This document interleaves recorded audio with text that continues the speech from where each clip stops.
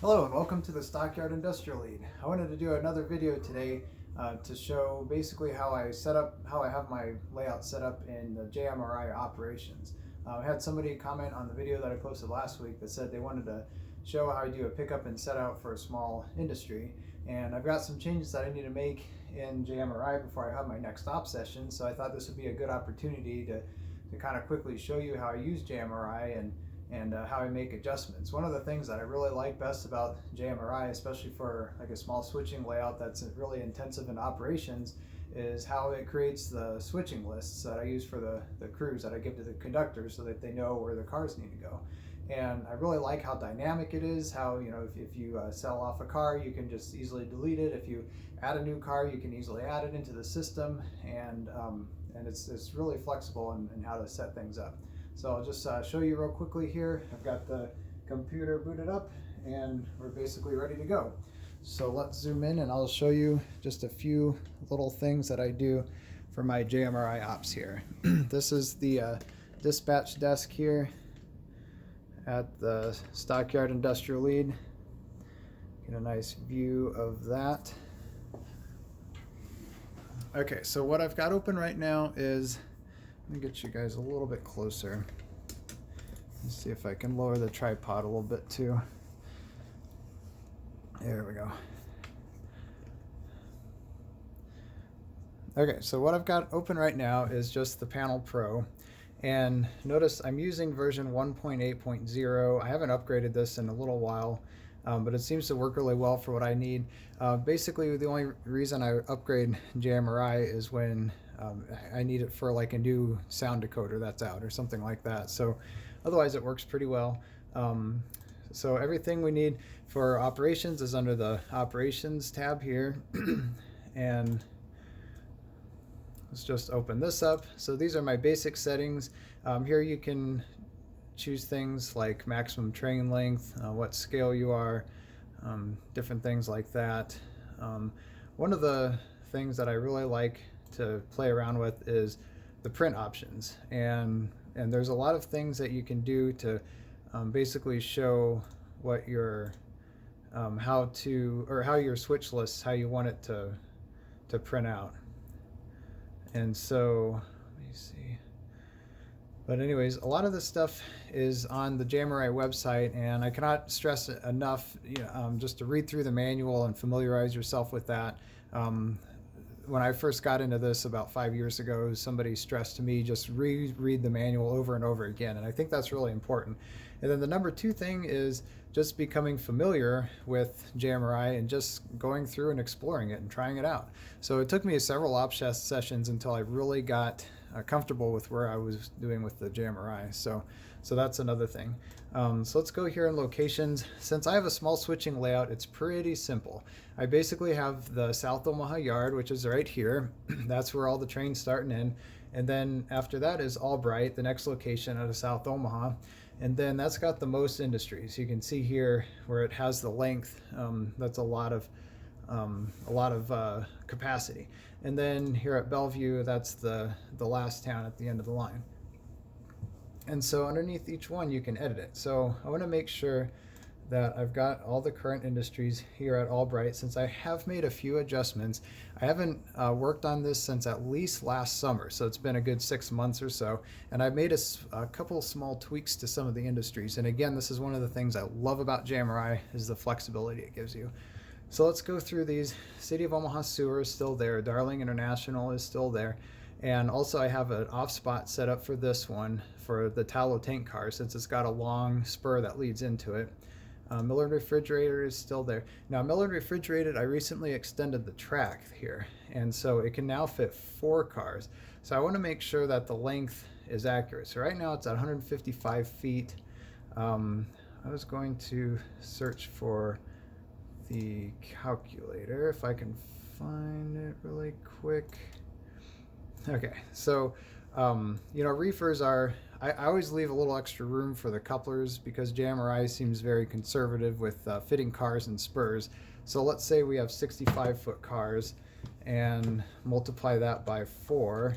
So I want at least 260 feet now. So 65 times 3, I had 195. So I didn't, yeah, I guess, I don't know if I quite had 3 cars. Maybe I was, let's just try 60 times 4, 240 feet. So I'm going to change that to 240. That should be about right.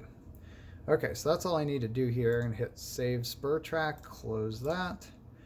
Okay, and then the transload fertilizer and the transload track. This is something else that I've changed. I no longer have transload fertilizer coming into my transload track, and I also have actually added a grain elevator. So I want to click add spur track. Let's go ahead and add this right now. This is going to be schooler grain, and the length is going to, now this is going to have both an off spot and an actual spur length.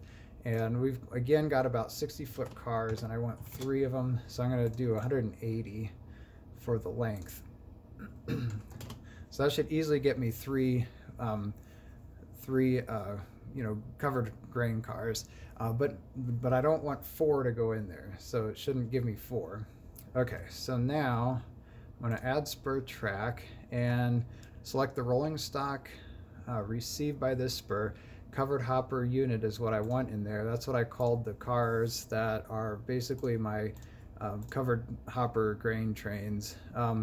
I don't run this with the diesel locomotives because I found that it really wasn't making sense, and because I only really have 1 diesel locomotive that I use on the local, it doesn't really matter. So, but you can leave it checked, that's fine. This is important for me. This spur is serviced by trains traveling east or west. So coming back into, it needs to be serviced by the trains that are coming back into the yard, which is eastbound. So I want to uncheck west. And then that way, Albright is basically split up into 2 movements. There's because there's trailing and facing point switches. And so I have the westbound moves, and then coming back from Bellevue doing the eastbound moves. So that's basically how that works. Okay, so this is and then an optional schedule. I use schedules because this is basically a way that you route cars and have cars coming in and out of the facility. So I definitely want to do that. So what I'm going to do is basically add a new schedule. I might be able to use one of these old schedules that I've had from a long time ago, but I'm just going to add a new one. I'm going to call it Schooler Hoppers. And then click add schedule, and then you can start adding stuff. And now see that car type automatically comes up down here, and you want to add that, and then it'll show up here. And that it was suggested because that's the only car type that I had selected to come into this one. So what I want it to do, I actually want to receive empties, and I want to ship corn and grain. So I probably want to do like corn and soybeans just for some variety. Well, I don't see corn or soybeans here, and so what I need to do then is edit the cars. We'll do that in a little bit. So destination, it's going back to South Omaha Yard, and the track within South Omaha Yard is South Omaha Yard, because the South Omaha Yard is a destination, in other words, group of spurs or tracks, and then you have to select the track within that, and that is the South Omaha Yard. And then pickups, I just leave this blank so that it does it any day of the week. So let's save this, let's close this and go back, and we're going to close that location. Now we're going to go into the cars. Like I said, I need to edit those cars. This is where I have all of my cars. I don't have a ton of freight cars. Again, a small switching layout. It's kind of nice you don't have a ton of cars. So here's my covered hopper unit. I'm just going to edit this. Now, let's see. I want to find the load that it should, there it is, load. So load is down here. Right now it says it's fertilizer. And the location it says is in South Omaha Yard. It's going to the transload facility. I've changed this. I have a grain elevator now, and so I want it to go there. And so what I'm going to do is I'm going to say this is an empty car now. I'm going to edit the load. So I'm going to add 2 loads. I'm going to add corn, and I'm going to add soybeans. This is kind of a cool thing about JMRI, is having the loads really makes it seem realistic to me. And then we're going to save. Okay, so what I'm going to do then is I'm just going to go ahead and, let's say should be empty. Save that. Okay, so what I'll do eventually is go through all of these and make sure they're all set to empty so that I want them to be empty cars in the yard going to the schooler grain elevator and then filling up with corn or soybeans at the schooler grain elevator, then coming back to the South Omaha yard as loaded cars. And then basically at South Omaha yard is where the UPBN SPSF will interchange and take that empty load somewhere, maybe the Pacific Northwest for shipping internationally, or who knows. But it'll be off the layout and it'll come back as an empty car again at some point. So just for fun, I'm going to take this TP&W car and I'm going to say it's got corn, and then I'm going to change it so that it is at schooler grain. So that way we have a car there. When you have an ops session, you have a brand new industry, I find it's important to always put a couple cars in that industry to begin with. Well, depending on how big it is. If it's really small, you might not want one, but for a fairly sizable industry like this one, I want to have a couple in there already. So save that, and then I'll show you. Let's close this. We're going to go back to Albright, edit that. We're going to go back to schooler grain, edit, and then one of the things you're going to notice is that there's one car here at schooler grain and 58 feet of that is used. So that's perfect. That means that the car is sitting there and it knows it. So now we're going to go back to the schedule and say I want you to ship corn, and then I'm going to add another schedule, same thing, receive empty, this time ship soybeans, going to South Omaha yard, so that everything is going, we're both types going back to the yard. Now the other thing I need to do after I save that location, save spur track, let's go back to South Omaha yard. Now South Omaha yard has a lot going on here with the schedule, shipments from the yard. See, there's a lot going on. These are cars that are going out all over the layout. So I want to add a car type. Actually, what I could do, let me just delete this. Let's see. If you scroll over here, there's a delete option. Okay, now I'm going to go up here. I already have my covered hopper unit. Now what I want it to do is receive the corn and ship the empties. And instead of going to transload fertilizer, it's going to go schooler grain and save it. So that's one way to just edit it without having to actually add a car type. But I've got the corn, I need to add the soybeans. So let's add car type, covered hopper unit. We're going to receive empties. We're going to ship soybeans this time, right? Is that the one? Wait a minute. No, sorry, got that wrong. We're going to receive soybeans, ship empty. It's going to Albright, going to schooler grain. Okay, save schedule. Now we're good to go. So basically that's how you edit an industry like that. So I've just created an industry. I said what cars I want it to be. I had to edit the loads for the cars, remember? And then I went in and edited that the schedule for both the yard and the industry, so that now the cars should be moving. Now the other thing I want to show you how to do is to do an off spot. So as I mentioned, I want an off spot for that schooler grain, just like how this one Darling has an off spot. The schooler grain can have an off spot also because it's got a long spur, and I want some cars to be able to hang out there if it gets a bunch of empties at once from the UP or the BN or the SPSF. Then it can have the capacity to store some cars there, and then it can, as the industry wants, it can load them. So let's go back to edit this. So you do this by alternate tracks, and let me see if I remember how to do this. Go to Tools, Alternate Track, and then notice that these are some of the alternate tracks that I have here in Albright. I don't have an off spot yet, so I need to create it. So let's do that. Let's go to Tools. Let me see. It's been a while since I've done this, so I want to make sure, or I'm trying to remember how to do this. There's a window. Let me think. Location. where is this? Sorry, I forgot how to, oh yes, okay. Now I remember. So notice that tracks at this location. These are all the spurs. There's also yards and classification interchange. So let's go to the yards. Look, there's tallow off spot. So we're going to add a yard track. We're going to call it schooler off spot. And the length is going to be, I want to be able to fit at least 4 cars there. So what did I have as my other length was 180 plus 55. Let's say 230, maybe 240 feet just to be safe. Okay, and then add yard track.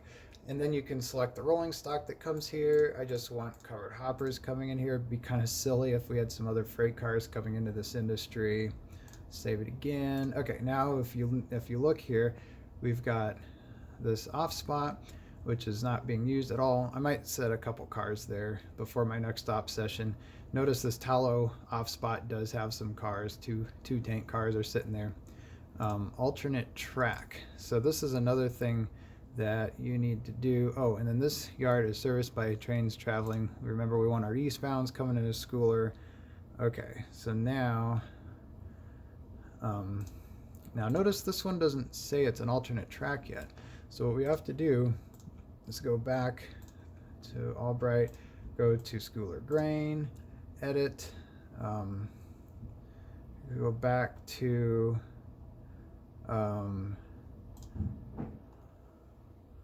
there's a way to do this.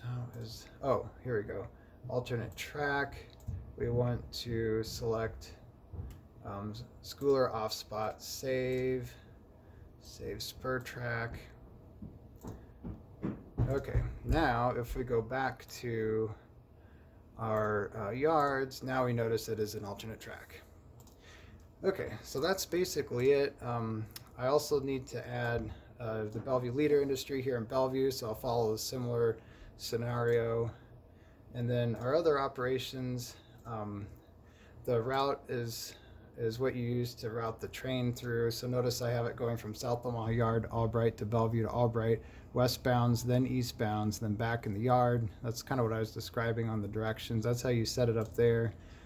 This is not going to change though. It's basically going to be the same. So that's pretty easy to do. And then your trains, this is where the magic happens. This is where you set up your switch list. And the nice thing about this is you can always preview it before you actually print it. So this is kind of how my switch lists look like. I've got my railroad logo up here. Here's a scheduled work. Before my next op session, I'll probably go through these a few times just to make sure they're running correctly and looking right. But basically this shows that the train is picking up these cars out of the yard. You do this work at Albright, do this work at Bellevue, come back to Albright, and then drop the cars back off at the yard. The blue here is an off-spot move. Those are really cool. So it's just moving the car within that spur location, which is really fun.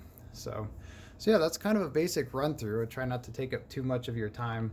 But that's how I add an industry and how I adjust the cars and then how I get to building the switch list again. So just wanted to show everybody kind of how that works real quick. Just a short little video on that. And thanks again for hanging out with me for that video. Again, feel free to comment below on what kind of videos you want to see on this channel coming up, and I'll try to address them. And I hope this is helpful for you. So thanks again for joining me. And as I said, I'm going to try to keep plugging away with more videos, hopefully do some more operations videos, and then keep showing you what's new on the layout. So thanks everybody for joining me today, and hope to see you next time.